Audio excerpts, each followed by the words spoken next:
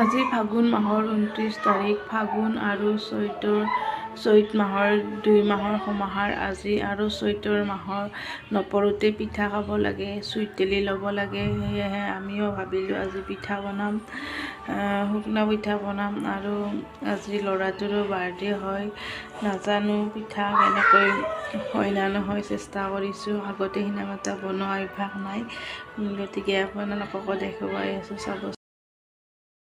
ৰাতিপুৱা মন্দিৰত গৈছিলোঁ, মন্দিৰৰ পৰা আহিলোঁ, আহি এতিয়া পিঠাগুড়ি খুন্দাত লাগিছোঁ। এইয়া মিক্সিত মই পিঠাগুড়ি খুন্দিলোঁ।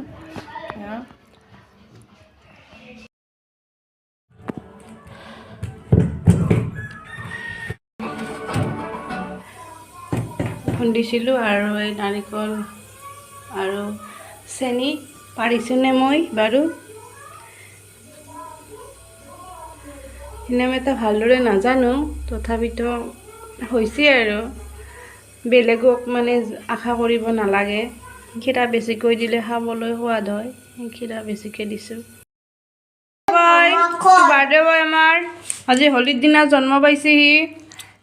বহুত বাৰ্থডেৰ কেক কাটিব সি গধূলি। পিঠা বনোৱাই হোৱা নাই মোৰ পিঠা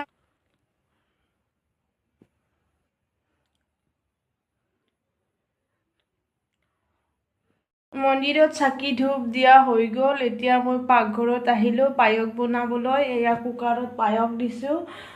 কুকাৰত দিলে কি হয়, সোনকালে হয়, নহ'লে বহুত দেৰি হয়।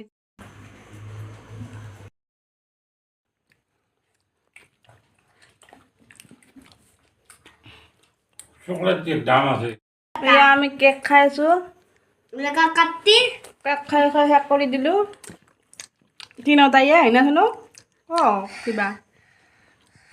হেপী বাৰ্থডে বাবু, হেপী বাৰ্থডে বাবু।